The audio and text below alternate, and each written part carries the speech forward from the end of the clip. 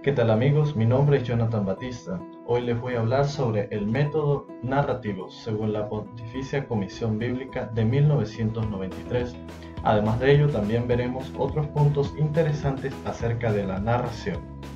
Comenzaremos diciendo que la exégesis narrativa propone un método de comprensión y de comunicación del mensaje bíblico que corresponde a las formas de relato y de testimonio. El análisis narrativo estudia el modo como es contada una historia para implicar al lector en el mundo del relato y en su sistema de valores, pero también con el fin de plantear objetivos de reconstruir la génesis de esta obra, a fin de poder sacar de ella la mayor información que nos ha querido transmitir el autor.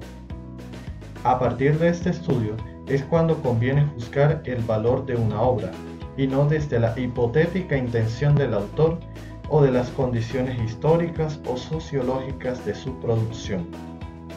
La lectura narrativa toma en cuenta esta distinción entre la historia narrada por una parte y la narración por otra, es decir, el relato concreto que se hace de la historia. Ahora veremos cómo surgió el método narrativo. Para comenzar, es importante recordar que en 1981 Robert Alter propone un nuevo método de lectura y de comprensión. Alter no fue el primero que se preguntó cómo narra la Biblia, pero por primera vez un estudio se enfoca sistemáticamente en las características de la narración bíblica. El campo en el que se sitúa Robert Alter es la Biblia hebrea.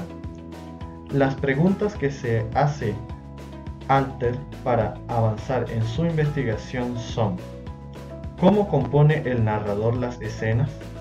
¿Qué comunica al lector y qué le oculta?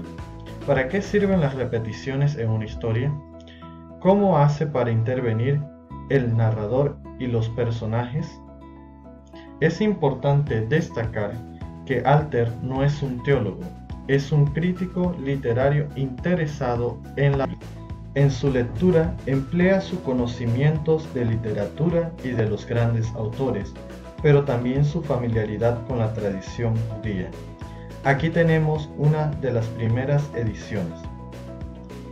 Las dos fuentes de cuyo encuentro ha hecho nacer el análisis narrativo Alter son: por una parte, tenemos el arranque del interés por la narratividad en la crítica literaria, y por otra, la sensibilidad narrativa mantenida por la tradición judía del Midrash. Ahora les voy a hablar un poco sobre las instancias narrativas y los tipos de autores. La lectura narrativa toma en cuenta esta distinción entre la historia narrada por una parte y la narración por otra, es decir, el relato concreto que se hace de esta historia. Es importante distinguir entre autor real y autor implícito, lector real y lector implícito. Veremos cuál es la diferencia entre autor real y autor implícito. El autor real es la persona que ha compuesto el relato, es el autor propio de la historia. El autor implícito, en cambio, designa la imagen de autor, con su cultura, su temperamento, sus tendencias, etc., que es el texto que engendra progresivamente en el curso de la lectura. Los tipos de lectores. Se llama lector real a toda persona que tiene acceso al texto, desde los primeros destinatarios que lo han leído o escuchado, hasta los lectores o auditores del día de hoy. Lector implícito. Se entiende aquel que en el texto presupone y produce, que es capaz de efectuar las operaciones mentales y afectivas requeridas para entrar en el mundo del relato y de responder del modo pretendido por el autor real a través del autor implícito. Es importante tener esto claro, ya que luego nos ayudará en la exégesis bíblica, puesto que el análisis narrativo presenta una utilidad evidente, porque responde a la naturaleza narrativa de un gran número de textos bíblicos. El análisis narrativo debe cuidarse, por otra parte, de las posibles tendencias a excluir toda elaboración doctrinal de los datos que contienen los relatos bíblicos. Ahora vamos a hablar sobre las diversas posiciones del narrador. Comenzaremos diciendo que el narrador no es el autor de la obra. La persona que escribe un cuento inventa también un narrador, que es quien cuenta la historia en el texto. La voz narrativa en este marco es la voz del narrador. Lo que hace el autor cuando traza a su narrador es perfilar y dar carácter a una suerte de personajes que podrán o no aparecer en la historia. Puede intervenir y ser el protagonista, por ejemplo, o puede ser solamente la voz que observa y luego relata sin nunca involucrarse dentro de la historia. Ahora veremos un poco los tipos de voces narrativas. En primer lugar está la voz del narrador protagonista.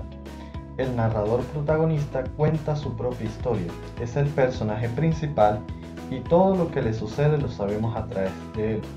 El narrador, en primera persona, adopta un punto de vista subjetivo que le hace identificarse con el protagonista y le impide interpretar de forma absoluta e imparcial los pensamientos y acciones de los restantes personajes de la narración.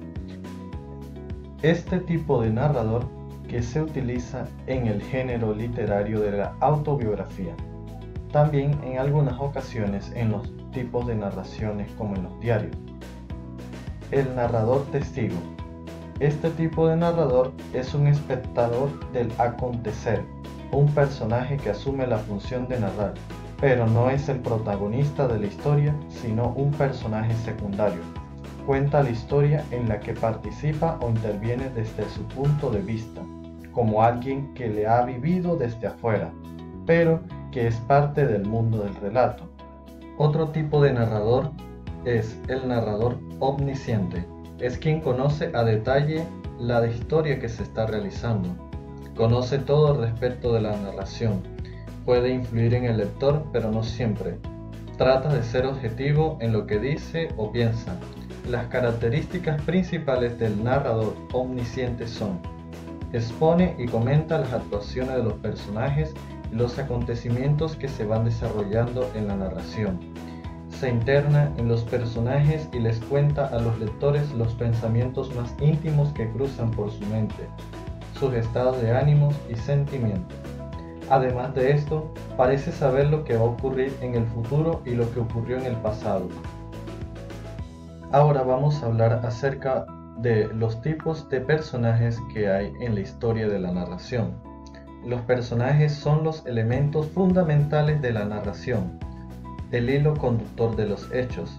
Estos se organizan según su grado de participación en la historia en personajes principales y secundarios, y además de eso están los extras.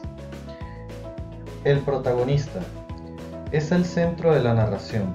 Puede ser un individuo o varios, o una colectividad. Es un personaje redondo, es decir, evoluciona a lo largo de la novela o de la trama. A veces se le pone un antagonista. El secundario es un personaje plano que no evoluciona. La mayoría de las veces es un arquetipo. Y luego siguen las comparsas, que son los meros elementos presenciales dentro de la narración. Ahora vamos a hablar un poco acerca de los tiempos narrativos. Teniendo en cuenta el orden de los acontecimientos de la narración, pueden darse diferentes estructuras narrativas como lo son: lineal o cronológico. El orden de los discursos sigue el orden habitual de las historias. In media res o en medio del asunto. El relato empieza en medio de la narración sin previa aclaración de la historia. Se trata de un comienzo abrupto empleado para captar la atención del lector. In media res o en medio del asunto. El relato empieza en medio de la narración sin previa aclaración. Se trata de un comienzo abrupto empleado para captar la atención del lector. Retrospección o analepsis. El narrador traslada la acción al pasado. Anticipación o propelepsis. El narrador anticipa acciones, se adelanta al tiempo. Ahora vamos a hablar un poco acerca de los espacios. El espacio es el marco físico donde se ubican los personajes y los ambientes geográficos y sociales en los que se desarrollan las acciones. Así habrá que distinguir entre espacios abiertos o exteriores, o cerrados e interiores. Los tipos de lugares. Los lugares en los que se desarrolla la narración pueden ser de muchas clases: exteriores, reales, imaginarios, mágicos. Entre ellos podemos destacar que los lugares de la narración pueden ser lugares reales. Situar la acción en un lugar real y conocido para nosotros facilita que nuestra historia sea coherente. Lugar no real. Una técnica para imaginar un lugar inexistente pero verosímil es fusionar varios sitios que conozcamos para crear uno inventado.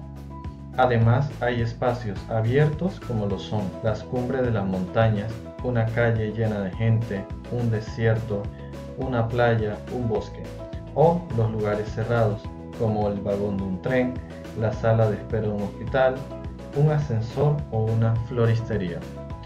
Ahora vamos a ver cómo aplicamos este método narrativo aquí en el Evangelio según San Lucas, en el capítulo 10, donde se nos narra la parábola del buen samaritano. En primer lugar, vemos que Jesús es puesto a prueba por uno de los maestros de la ley, que le pregunta cómo llegar a la vida eterna, a lo que el Señor le responde: ¿qué está escrito en la ley? ¿Qué lees en ella? El letrado entonces le responde que debe amar a Dios sobre todas las cosas y al prójimo como a uno mismo. Pero queriendo justificarse, éste le hace una pregunta: ¿y quién es mi prójimo?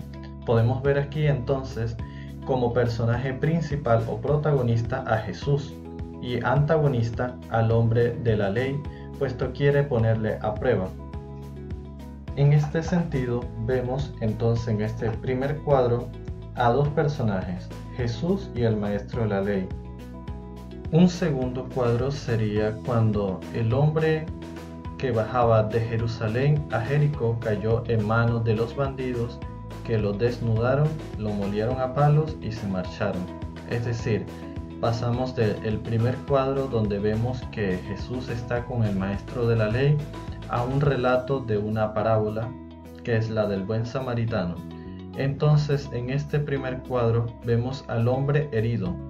Podríamos decir que este es el personaje principal de la parábola. Seguidamente encontramos unos bandidos. Podríamos decir que estos bandidos actúan como extra. Luego de esto, encontramos que por casualidad pasaba un sacerdote por allí. Este sacerdote hace la función de personaje secundario, lo mismo que el levita, que al verlo dio un rodeo y pasó de largo. Estos dos, tanto el sacerdote como el levita, hacen la función de personajes secundarios. En cambio, el samaritano que iba de viaje llegó donde estaba él y al verlo le dio lástima y se acercó.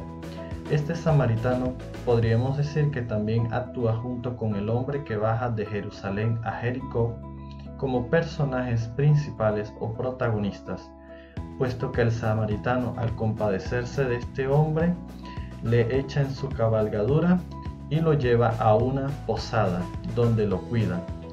Luego vemos que hay y aparece también la figura de un posadero. Este posadero podríamos decir que actúa junto con los bandidos como extras dentro de la parábola.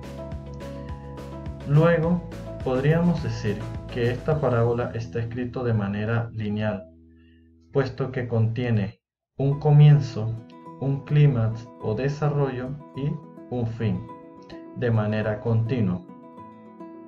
Los espacios utilizados dentro de esta parábola son muy reducidos, puesto que no se especifican claramente.